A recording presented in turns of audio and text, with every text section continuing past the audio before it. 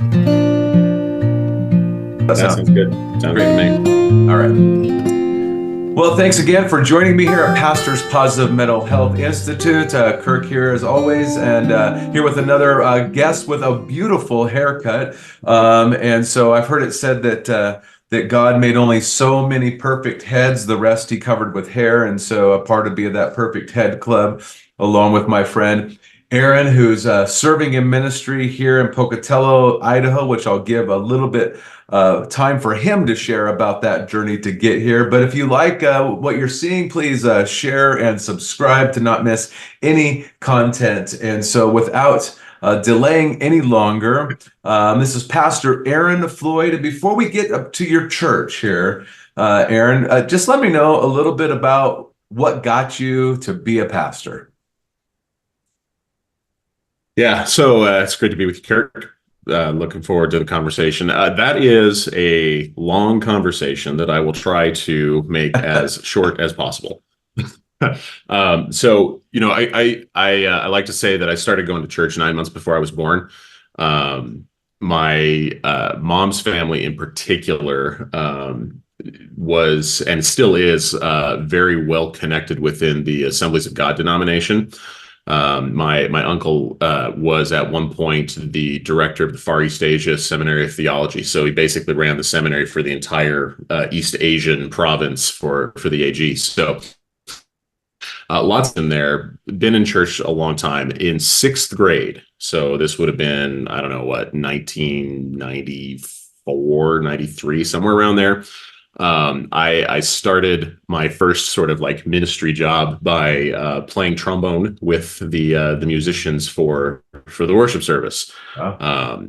I had been playing trombone for like 6 months at that point, so it was hey, you can do something, dive in, kind of a gig, which I don't think is that bad of an approach when it comes to starting ministry stuff. Is hey, you can do something, let's give it a shot, see what happens. So, spent a lot of time doing music stuff with church through my high school years. Worked with our youth pastor on, just kind of anything and everything that he had going on. So I ran cameras for some youth events. I traveled around with him. We painted fireworks stands one time. Like it was just anything and everything connected to that. And when I went to college, then got married in 2001, my wife and I were looking for a church at a bunch of different places, finally hit on one here in Pocatello.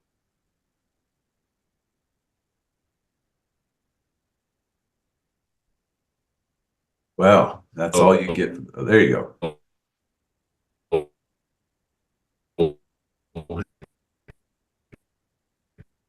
And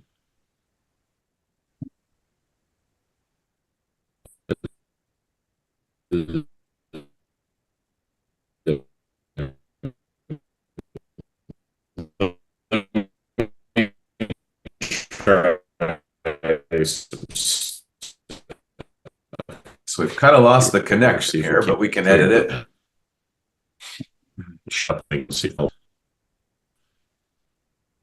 All right, you there? Yep. So you landed in Pocatello. That's what Cool. the Yeah. Yeah. So came to Pocatello. I actually moved to Pocatello in 1999 to go to school. And my wife and I got married in 2001. And she thankfully moved here with me, which is always nice when your wife decides to move where you are. And so we got connected with a church here in town and spent a few months just kind of integrating into it, becoming what was going on. And it was 2003, I think, when I was really feeling this pull to be involved in more than just, volunteering once a week kind of a thing. So, I'd spent a lot of time in music and technology. And so I sat down with the worship leader and said, this is what I'm thinking. I don't know what this looks like, but I want to be involved in some way. I want to do something that's more than just, being on a team and showing up once a week to do something. So we kind of put together this unofficial unpaid intern thing, where I helped with music and technology was kind of the focus. And we built that team up over the course of about 5 years. from 10 to 15 people to, I think at the height we were running about 90 people on that part of the church's team, which was great, and covered everything from musicians to guest service type stuff to technology pieces, web design, infrastructure, communications, all that kind of stuff.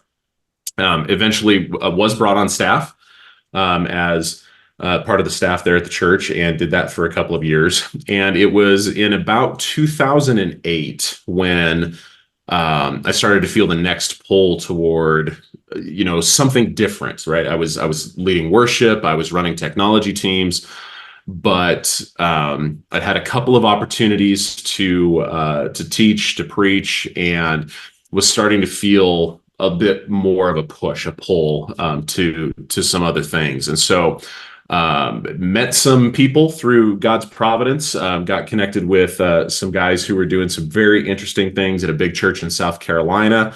Got connected to some guys who were doing some very interesting things at a big church in Seattle. And I don't mind dropping names, even if nobody likes them, because it was instrumental, right? And that's one of the tricky pieces of history for all of us who are Christians, is that God does use everything for his good and our good and his glory. And so I was connected with people at New Spring and Mars Hill, and shouldn't have been, had no reason to be, but I was. And at that time, those churches were doing things that I wanted to see happen, but I didn't know were possible.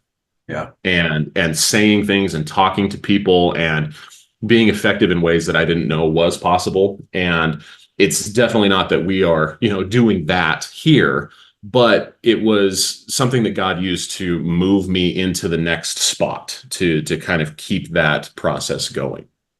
So I started having conversations with a few people in 2009 about what it would look like to start a church, to plant something, my hope at that point was to plant out of where we were at, to have that whole mother church, daughter church, send them out, do the cool thing.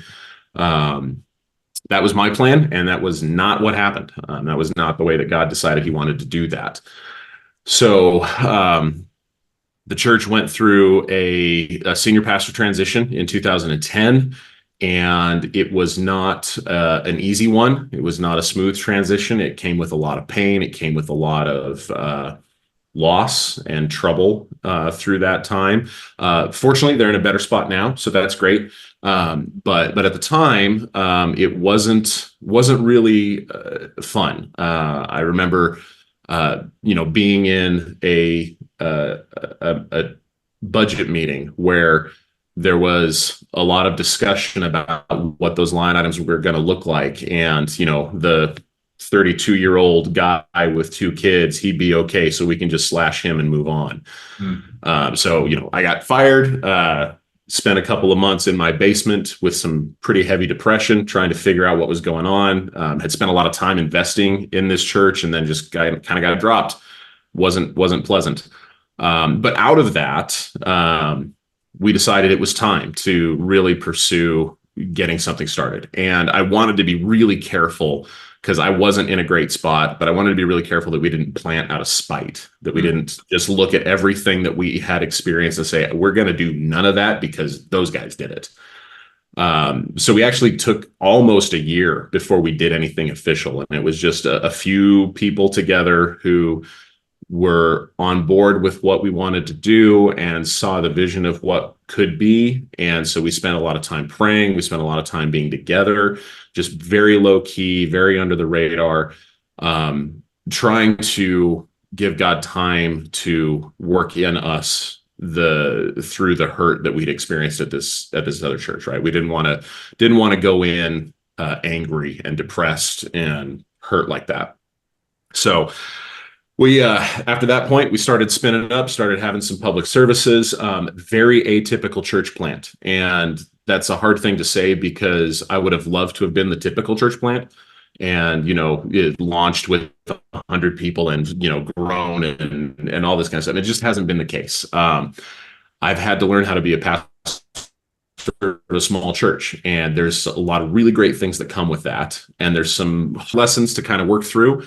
but that's how I got here. It's a long road that started with playing with a piano and an organ at AG Church, and now I'm pastoring a small Reformed Baptist congregation here in town. And so great things are happening. It's been a windy road, but that's how we got here. Yeah, no, that's good. It's one of the things that we're discovering as we do more research is that those pastors who can weather those storms of kind of a slow church plant, we'll call it that, and that are still, in the ministry, still enjoying, actually have that root of growing up in a church and people coming alongside them saying, "Hey, you played trombone for a couple months now. I think you're ready for the worship team," which it's always fascinates me how trombone even fits into the worship team, but that's a whole different conversation.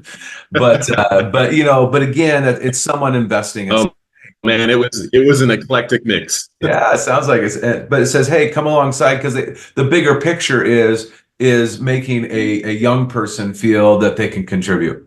And so that's really exciting. So the name of your church is Mission Church. And so here it is in Pocatello, Idaho. You said you've learned how to be a small church pastor, but tell me, even in a small church, how do you rely on the members of your church? I think that there's actually not enough view given to small church pastors, which is weird because most pastors are small church pastors.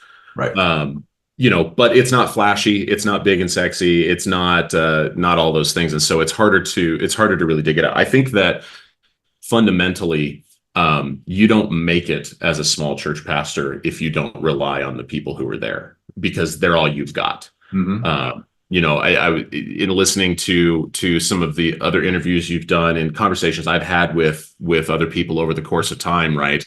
There's always this sort of underlying question about whether or not pastors can be friends with the people in their church.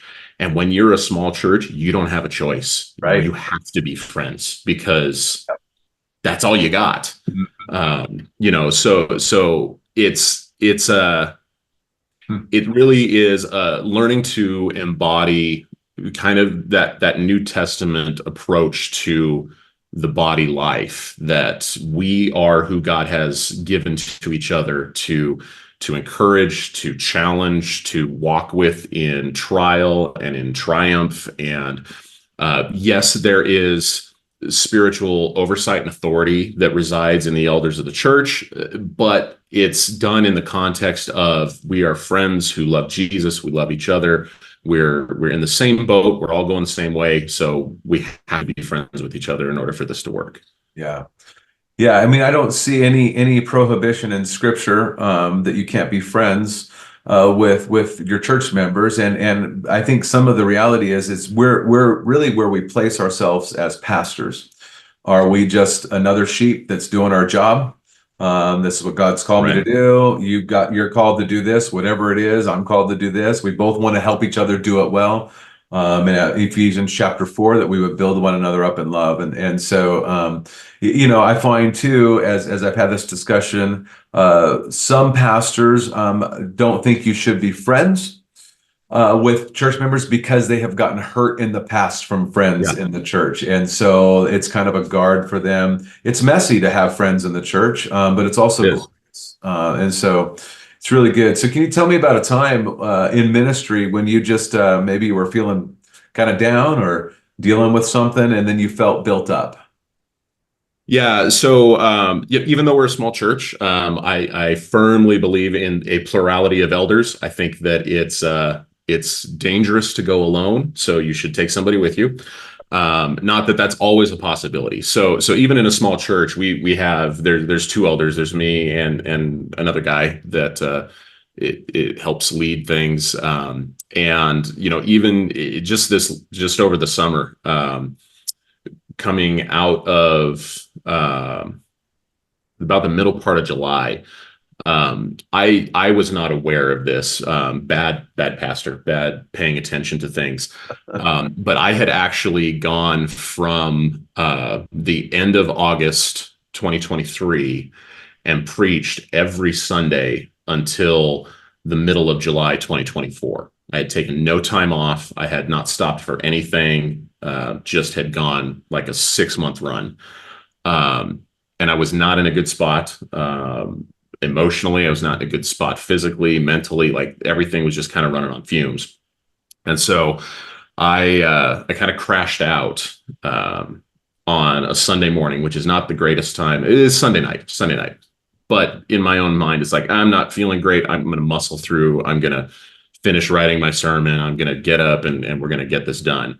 And Sunday morning, I had to, make that humble call to my friend, the other elder, and say, look, man, I need you to go because I can't. I'm not even going to be there today, kind of a thing. And, without hesitation, without question, he steps up, took over, ran it. It was great. And he actually ended up doing it for 6 weeks because I needed 6 weeks to recover from that mess.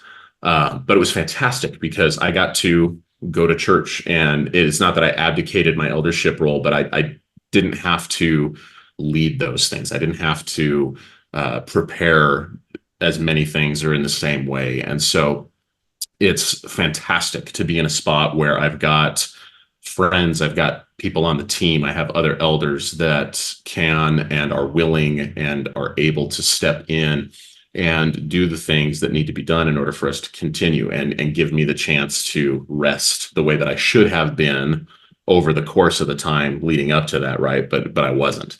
Yeah. So during that 6 weeks, how was the rest of the congregation with you when you just came to be another person sitting in the church? No, it like I said, when you're a small church, I think the dynamic is much more same level relatable, right? Because there's not really anywhere for me to be at a different spot than everybody else, right? Yes, I'm the pastor. That comes with a certain level of relational weirdness in a way, but we really have done our best to be involved in each other's lives and be connected to people to the point where it is a very brother sister friendly relationship that we have. And so it's not a big deal for me to be sitting in the back running the sound 1 week or Chris to sit in the back and run sound the next week, or it's just part of what we do and part of what we've built in. And though I would love to take credit for it, it's been an unintentional benefit of what God has done in us as a small church. Yeah. I wish I was smart enough to sit down and figure that out, but I wasn't. No, we're pastors, so we're not that smart. Okay. But no, I mean, I think that's the beautiful thing about serving the Lord is that we always have our ideas, and not that they're wrong, but at the same time, he's like, I'm going to do this my way, and hold on, and you'll be able to look at it and go, wow, that was way better than what I was thinking. I would have just messed it up. So that's good. So over the years in ministry, what have you found to be one of the most challenging aspects to ministry?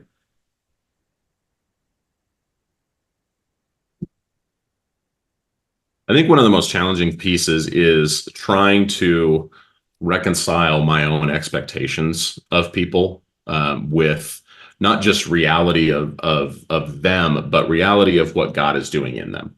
I would want the people in my church to be far more mature and developed and engaged than they are at times.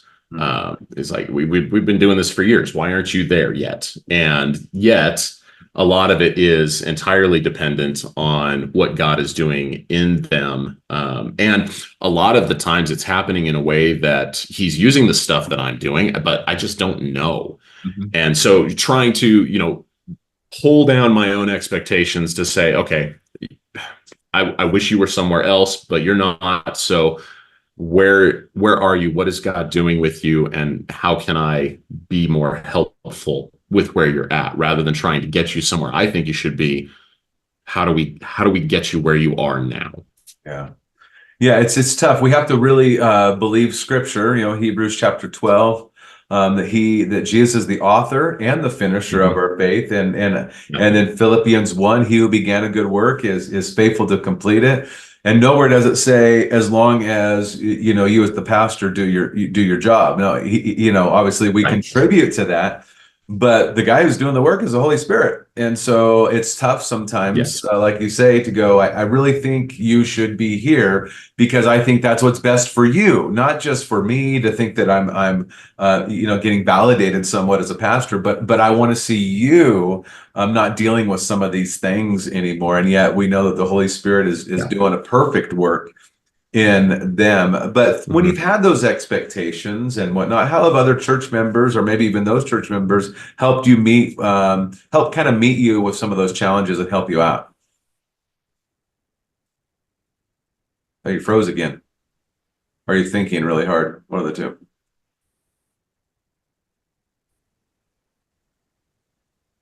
Yeah, it's here. Oh, there we go. I don't know what the deal is. This thing works great all day, and then here we are. We'll You call got it it, back now? yeah, we'll call it technology demons. Yeah, something like that. Yeah, so it ends up being a lot of long conversations, usually too late at night. That's just how it goes. Yeah. You know, but we end up working through and talking through a lot of these things.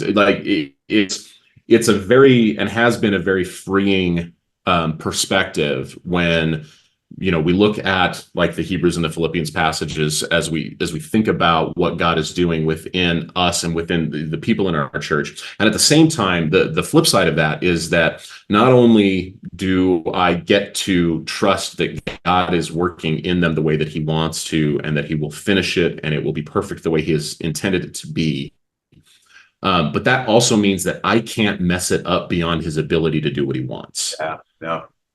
And so I might just whiff on a Sunday, and I can't mess it up so badly that what he wants to happen doesn't happen.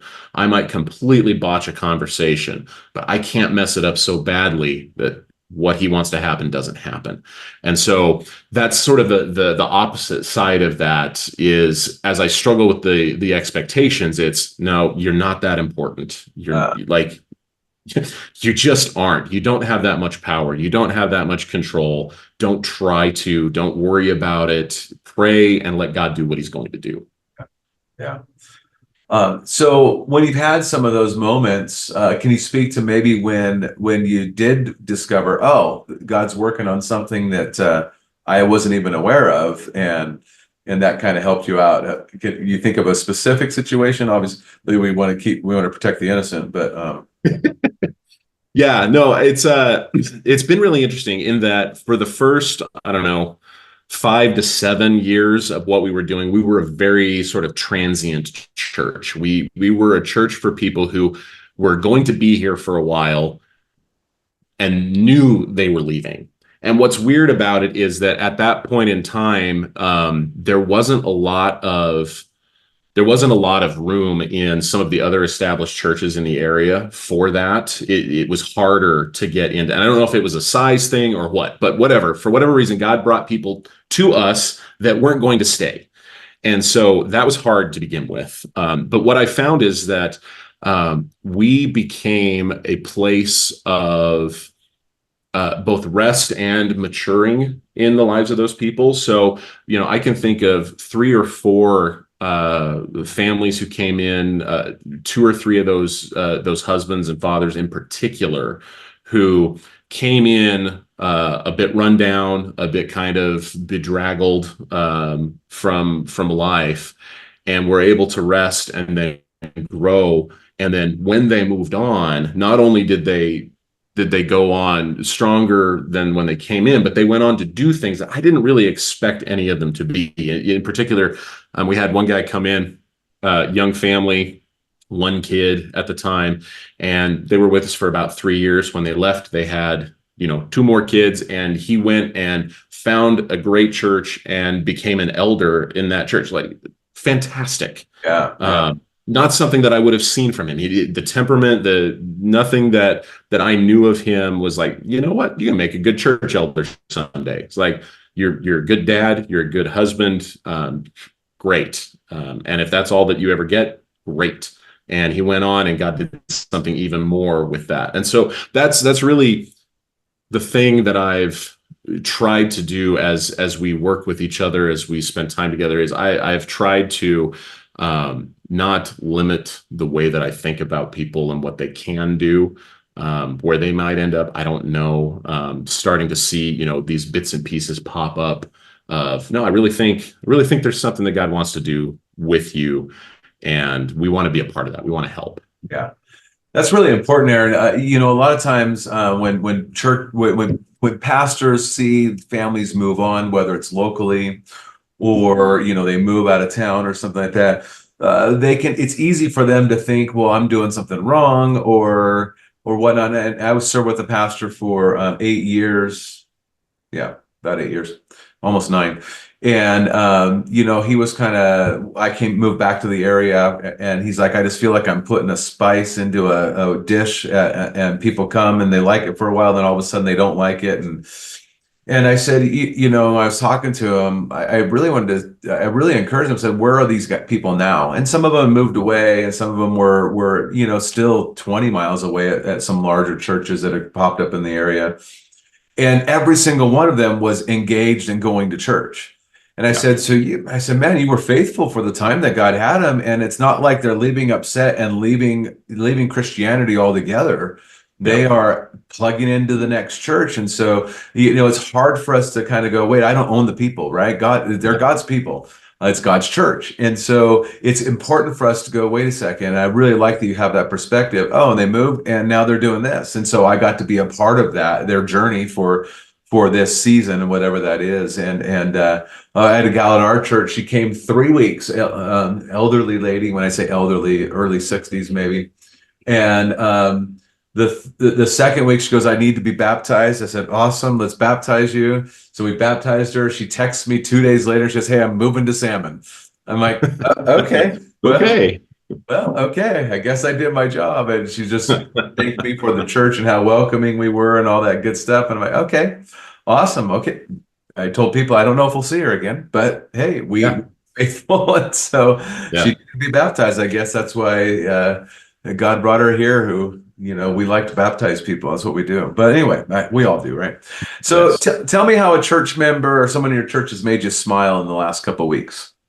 Yeah, no, I was just thinking about that as you were talking about the baptism lady. I think that's fantastic. I think it's really important as a pastor to figure out how to be excited about the things that your people are excited about, and to be joyous and celebratory. So,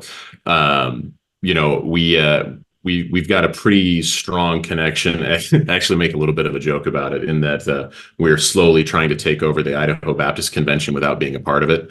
But we've got a pretty strong connection with one of the church camps here in the state. And there's some historical reasons for that. One of our others on the board of the camp and helps.